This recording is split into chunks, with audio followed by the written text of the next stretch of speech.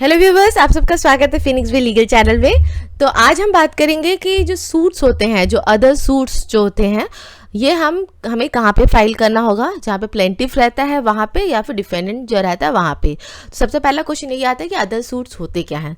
तो आज की वीडियो में हम अदर सूट्स क्या होते हैं उसके बारे में बात करेंगे। सीपीसी का कौन सा प्रोविजन है जो इस सेक्शंस के बारे में डील करता है कि हमें सूट कहाँ पे फाइल करना है।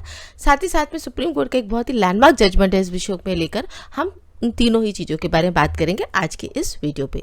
वीडियो को स्टार्ट करने से पहले कुछ इन्फॉर्मेशन देना मैं ज़रूरी समझती हूँ। पहला एक तो ये कि हमारे जो फिनिक्स वे लीगल जो वेबसाइट है, जो खासकर ये स्टूडेंट्स लोगों के लिए है, अगर वो अपना इंटर्नशिप अपॉर्चुनिटीज़ के लिए ढूंढ रहे हैं तो हमने एक ऑफ़र के साथ में हम आए हैं।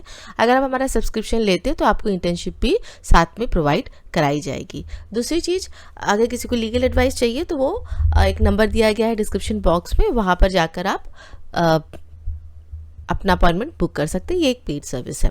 साथ ही साथ में इस वीडियो को लेकर भी है कि जो जजमेंट के बारे में बात कर रही हूँ उसका मैंने जो लिंक है वो डिस्क्रिप्शन बॉक्स में मैंने डाल दिया है। बहुत बार मुझे आता है कमेंट सेक्शन में कि आप लिंक भी डाल दीजिए, तो मैंने डाल दिया। अगर किसी पुरानी वीडियो का अगर मैं नहीं डाल पा रही हूँ तो मुझे एक्चुअली टाइम नहीं मिल पाता है करने के लिए। लेकिन एक चीज़ ज़रूर बोलूँगी कि अगर आप वीडियो को ध्यान से देखो तो मेरे हर एक वीडियो का जो फर्स्ट जो होता है उसी में कॉस्ट टाइटल बहुत क्लियरली मैंने लिखा होता है। तो जस्ट इन केस अगर मैंने डिस्क्रिप्शन बॉक्स में नहीं डाला है तो वीडियो को आप चलाकर उस जगह पर आप आ सकते हो जहाँ पे मैंने कॉस्ट टाइटल बहुत क्लियरली मेंशन किया होता है और आप उसको नोट डाउन चाहे तो कर सकते हो। बट मैं कोशिश करूँगी कि इस वीकेंड पे मैं जहाँ जहाँ भी मेरा लिंक्स मुझे डालना चाहिए मैं वहाँ मतलब जिस में डालना चाहिए मैं वो डालने की कोशिश करूँगी।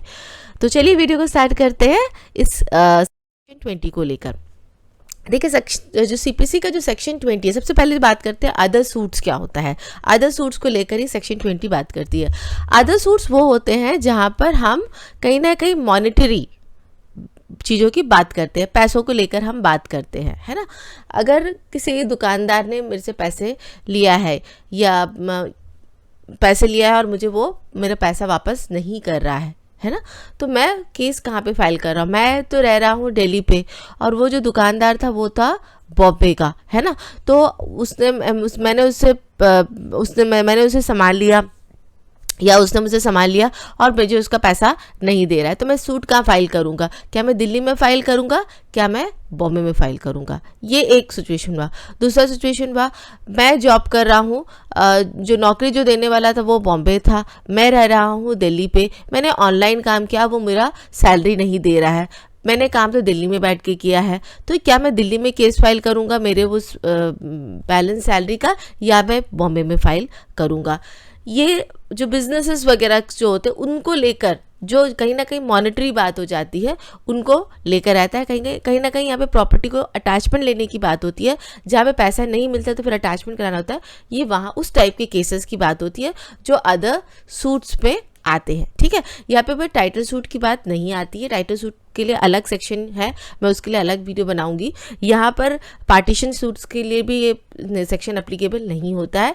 ये एप्लीकेबल होता है सिर्फ अदर सूट्स के लिए। अदर सूट्स पे कौन सा सूट, जहाँ पे पैसों को लेकर ट्रांजैक्शन जो रहता है ये उस पे लेकर आता है, ठीक है। तो यहाँ कौन सा सेक्शन इसको डील करता है, ये हमारा सेक्शन 20 ऑफ सीपीसी डील करता है। क्या बात करता है कि ये इसमें बताया गया है कि आप कहाँ पे केस फाइल करोगे। तो अगर मैं पूरा सेक्शन में पढ़ के आपको बताऊं और उसको मतलब एक सिंपल से एक्सप्लेनेशन दूं, तो यहाँ पे बात आती है कि जहाँ पे जो डिफेंडेंट है, डिफेंडेंट जहाँ पे रहता है या डिफेंडेंट जो अपना बिजनेस चलाता है, आप या तो वहाँ पे फाइल कर सकते हो, है ना। जो डिफेंडेंट का जो एड्रेस है वहाँ पे फाइल कर सकते हो, या फिर जहाँ पे कॉज ऑफ एक्शन हुआ है वहाँ पे भी आप फाइल कर सकते हो। तो ये दो चीज़ को क्लैरिटी किया गया है इस सेक्शन में, क्योंकि अधिकतर क्या होता है जब कोर्ट में केस फाइल करते हैं तो पहला चीज़ जो जज साहब देखते हैं कि डिफेंडेंट कहाँ पे रह रहा है, क्या वो कोर्ट के जुडिक्शन में आ रहा है नहीं। बहुत बार ये होता है, ये इंटरस्टेट होता है। ये जो मामले जो होते हैं ये यूजली इंटरस्टेट होते हैं कि मैं दिल्ली में बैठी हुई हूँ, मैंने कोई वेंडर से मुझे सामान चाहिए था, मैंने उसको पैसे भेज दिए और वो वेंडर ने मुझे सामान नहीं दे रहा है ना। ये केसेस भी हो सकता है। तो मैं तो दिल्ली में बैठी हूँ, तो क्या मैं उस केस के लिए मैं बॉम्बे जाऊँगी, जितना मेरा वो सामान का नहीं उससे ज़्यादा तो मेरा आने जाने का और जो लॉयर को रखना है उसका फीस खर्चा हो जाएगा। तो यहाँ पे एक बहुत अच्छी बात बोली गई है, कॉज ऑफ एक्शन। आपका कॉज ऑफ एक्शन कहाँ पे हुआ है। कॉज ऑफ एक्शन का मतलब क्या होता है, चीज़ें कहाँ पर हुई है। फॉर एग्जाम्पल अगर मैं बात करूँ, उनका सामान कहाँ पे आना था, उनका सामान दिल्ली पे आना था, है ना। मैंने यहाँ से पैसे उनको भेजे और वो सामान जो उनको भेजना था, जो सामान जिसको हम कॉज बोलते हैं, उसको कहाँ पर डिलीवर होना था, उसको दिल्ली में डिलीवर होना था। जो ट्रांजैक्शन मैंने जो किया वो मैंने कहाँ से किया, मैंने दिल्ली में बैठ के किया। तो दिल्ली में जो बैठ के जो मैंने ट्रांजैक्शन किया, that is also a cause of action. जो मेरी क्लाइंट के साथ बैठ के बातचीत हो रही थी, ये कहाँ पे हो रही थी, ये मैं जो दिल्ली में बैठी थी यहाँ पे हो रही थी। जो कॉज ऑफ एक्शन होता है, जब भी हम सिविल सूट बनाते हैं तो कॉज ऑफ एक्शन बनाते हैं ना, सबसे स्टार्ट होता है कि बातचीत कहाँ से स्टार्ट हुई, क्या क्या हुआ उसमें, क्या क्या चीज़ें आगे बढ़ती गई, तो वो एक कॉज ऑफ एक्शन बनते हैं जिससे वो चीज़ें लेड करती हैं। तो ये कॉज ऑफ एक्शन भी एक बहुत बड़ा ग्राउंड होता है जहाँ पे आप बैठकर केस फाइल कर सकते हो। और मुख्यतः कोर्ट यही देखता है कि डिफेंडेंट कहाँ है, क्योंकि आपको रीज़न इसका ये रहता है क्यों डिफेंडेंट के रहने की जगह पे जाया जाता है, कि उसके बिजनेस जो चलता है उस पर क्यों जाया जाता है।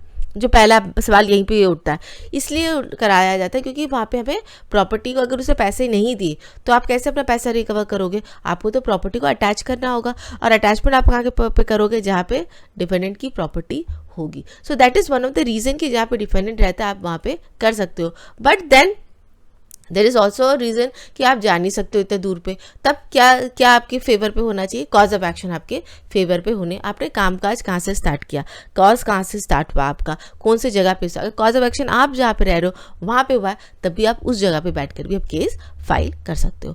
तो इस चीज़ पे एक बहुत ही लैंडमार्क जजमेंट है, और ये बहुत पुराना जजमेंट है ना। उसके बाद में बहुत सारे आए जजमेंट्स हैं, लेकिन जब भी लेटेस्ट जजमेंट आते हैं वो हमेशा इस पुराने जजमेंट पे जाते ही जाते। ये 1988 का जजमेंट है, और ये जो जजमेंट है ये गवर्नमेंट अथॉरिटीज़ के ऊपर पे डाला गया है कि गवर्नमेंट के ऊपर पे क्या हम केस फाइल कर सकते हैं, क्योंकि गवर्नमेंट तो सभी जगह पे बिजनेस करता है ना, कोई एक जगह पे तो नहीं करता, सभी जगह पे गवर्नमेंट की बिजनेस होती है। तो क्या गवर्नमेंट के ऊपर में हम कहीं पे भी केस फाइल कर सकते हैं।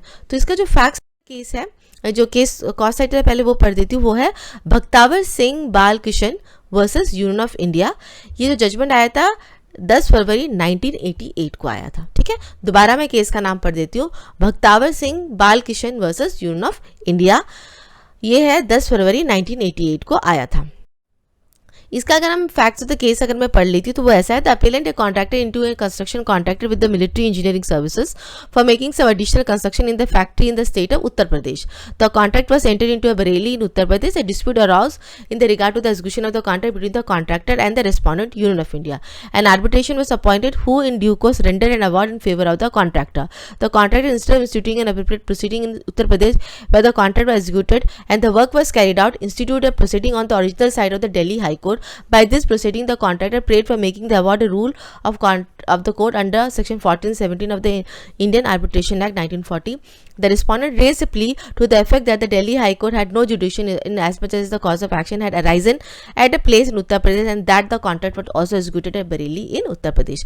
ये बहुत ही परफेक्ट केस है इस सेक्शन को लेकर, सेक्शन 20 को लेकर। यहाँ पे जो स्टोरी हुआ था वो होता है कि दो पार्टी थी, कॉन्ट्रैक्टर था और एक ये था मिलिट्री इंजीनियरिंग सर्विसेज, उसने कॉन्ट्रैक्टर को काम दिया गया था। जो कॉन्ट्रैक्ट में जो एंटर हुआ था वो भी बरेली में हुई थी, और जो काम जो कराना था वो भी बरेली में कराना था। जो कॉज ऑफ एक्शन जितने भी सारे हुए थे वो बरेली में ही हुए थे। ठीक है, लेकिन कुछ डिस्प्यूट हो जाती है तो जो कॉन्ट्रैक्टर जो होता है वो दिल्ली में जाके फाइल कर देता है। तो यहाँ पे जो दूसरी पार्टी जो होती है वो यही बात बोलती है कि ये दिल्ली हाई कोर्ट पे फाइल ही नहीं कर सकते, क्योंकि दिल्ली तो एक डिफरेंट स्टेट हो गया है, और जो कॉज ऑफ एक्शन जो हुआ था वो इनका उत्तर प्रदेश बरेली में हुआ था, तो केस वहाँ पे फाइल करना चाहिए। तो इस पर जो सुप्रीम कोर्ट जो आता है, Supreme Court is held in order to end the controversy on the issue whether a suit is maintainable against the government anywhere in the state because the state is deemed to carry on business everywhere in the country. The Supreme Court said that if the activity of the state is sovereign in nature, the suit against the government can be filed only at the place where the cause of action has arisen in full or in part. As against this, if the activities of the state are commercial in nature, then the suit can be filed at the place where the cause of action has arisen in full or part, and also at the principal place of business or principal office or the branch office if the dealing have been there.